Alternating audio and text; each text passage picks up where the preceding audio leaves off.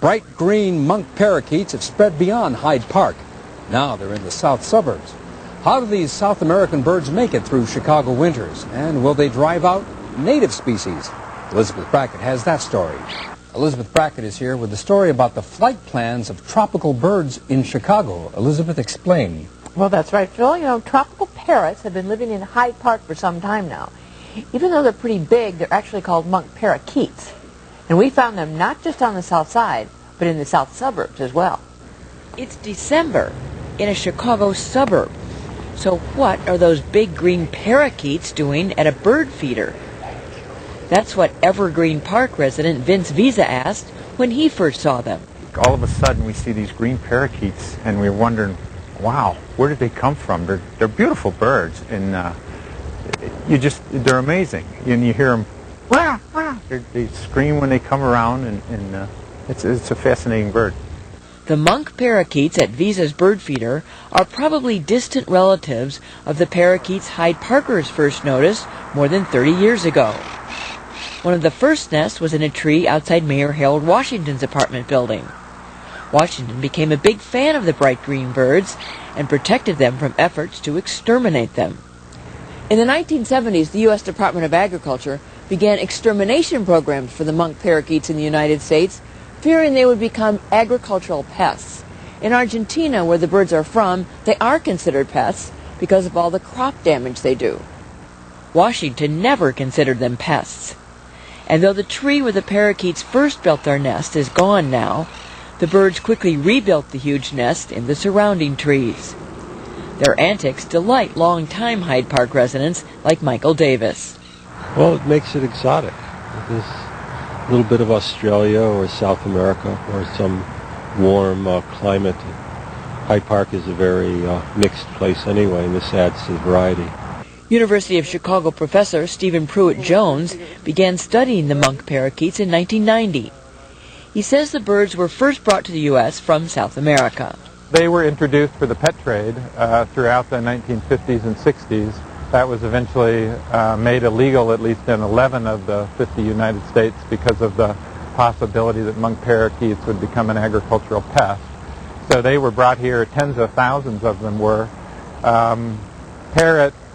Or people that keep parrots as pets tell me that they are a very difficult species to keep, that they squawk very loudly, they're not easy to train to mimic vocalizations.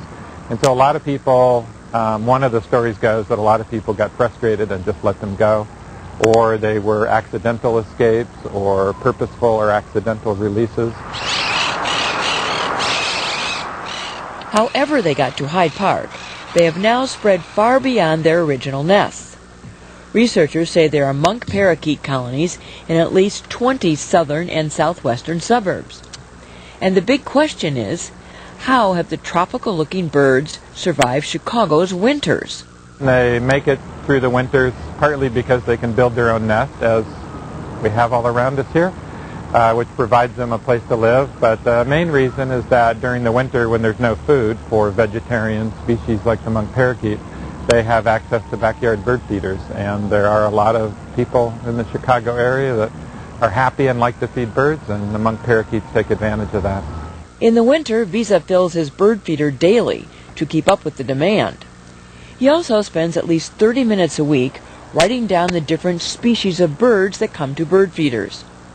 That's because he's a volunteer in a study trying to determine if the monk parakeets, an invasive species, are pushing out Illinois' native species. Well, the feeder study basically gives us an idea of who's using what food and who may or may not be influenced by the presence of the parakeets. Potentially, the parakeets might come in, and they're big-bodied birds. They travel in big groups. Theoretically, they could come in and push out other birds. Just as likely, they aren't any more pushy than any other species. All I've got so far is anecdotal reports. People have been emailing me and making telephone calls, some saying, absolutely, when these guys come in, everybody clears out. Other people say, well, they wait in line just like everybody else does. So I think that the jury's still out. We have no idea what's happening with this. Appelt will compare the results from feeders with monk parakeets to feeders without them to see if there is a difference. Though Visa has already made up his mind.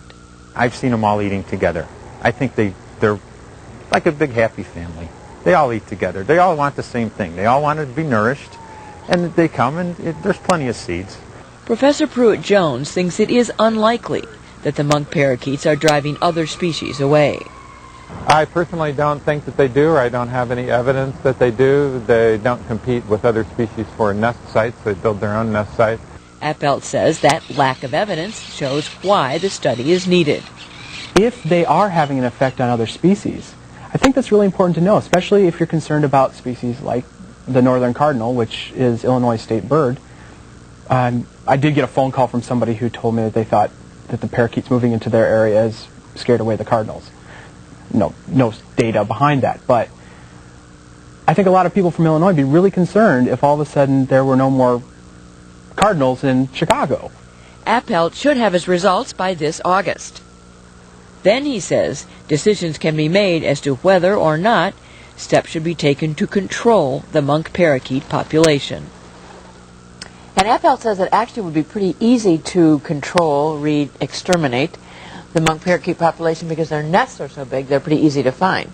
So you destroy the nest, and you could destroy the population, or you could move the population.